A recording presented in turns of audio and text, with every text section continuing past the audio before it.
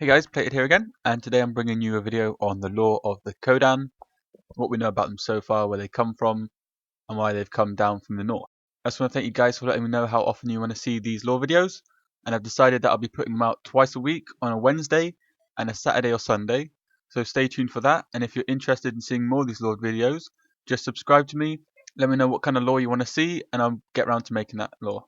So enjoy the video, and I'll see you guys next time. Okay, so we're looking at the Kodan, and we're going to start with what we know about them straight from the beginning.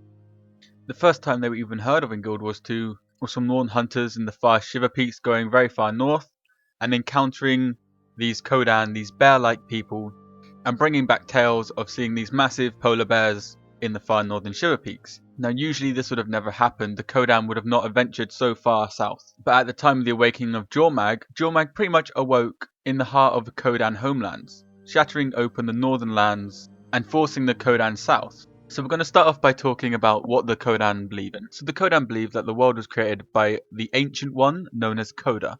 He founded the earth and he is basically the god of the Kodan. He gave form to all life and all spirits. So I'm just going to read a small quote to give you an idea of what the Kodan believe in. Long ago, Koda, the Ancient One, founder of the earth, keeper of the skies, formed the world. In the beginning, the spirits of the world were wild and untamed. In time, many took physical form. Spirits of stone, water, wind, soil, spirits of plants and birds and creeping things. All things that have form have spirits, and many formless things also have spirits. But one day the bear stood up and looked around him, and saw the spirits of the world were restless and chaotic. He could not understand the endless cycles of creation and destruction, and so Bear was the first to speak. And with his first words he asked Koda, "Why is this so?" And Koda was pleased and made this offer to the bear. "If you would watch and learn, then watch and learn, and you shall protect and guide the spirits of this world." And those who praised Koda and accepted his offer became Kodan, and those who were not ready and did not wish to change remained as bears. So from this we can see that the Kodan do believe that they are more spiritually enlightened than all the other races, and they are here to watch over all the other races of Tyria and watch over the world. They believe in a sense of balance in all things. You could compare them to monks of the real world, except Kodan will resort to violence to keep the balance of the world.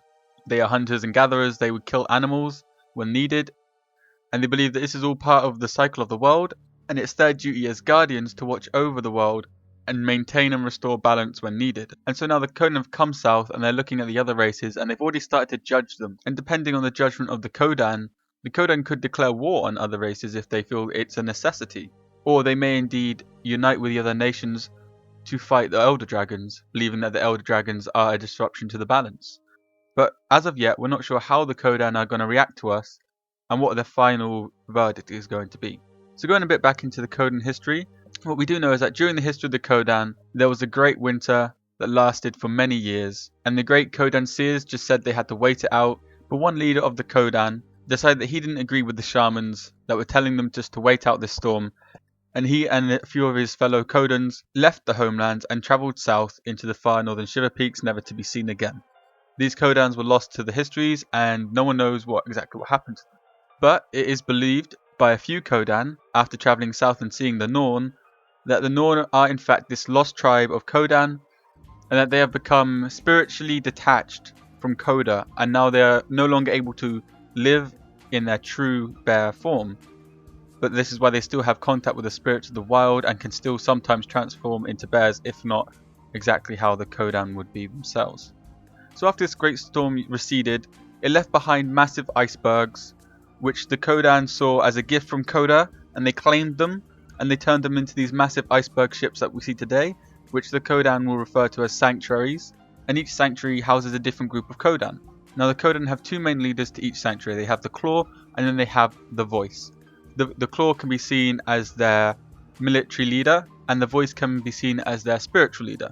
Now these two leaders have equal and absolute power within the Kodan sanctuaries, and they also have two very different jobs, but their jobs are intertwined in Kodan society. The Voice will reside in the core of their iceberg, their sanctuary, never to be seen by anyone else but the Claw and his shamans.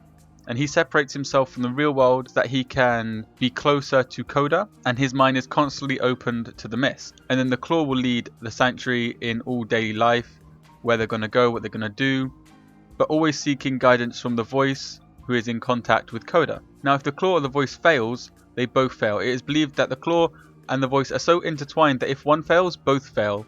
And if one becomes tainted, both have become tainted.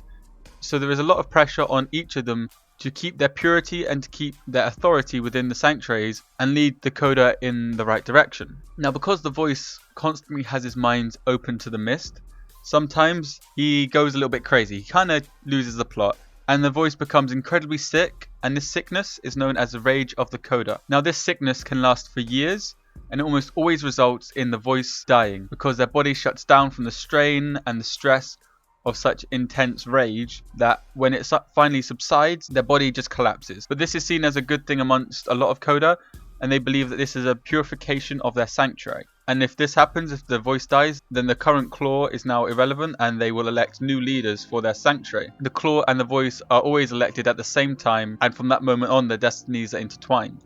Not too much else is really known about the Coda, and a lot of people would like to see them become a playable race, but I honestly don't think that they will be. They don't have enough lore in the game yet to be considered as a playable race, I feel. The Tengu are much more likely to become a playable race, and in fact I've seen art design for that to happen. And as of yet, we don't know if the Codan are going to be our allies in the end or our enemies. We've yet to see how they judge us. La la la la la la la la la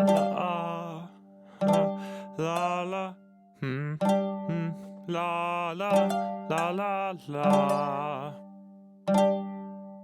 la la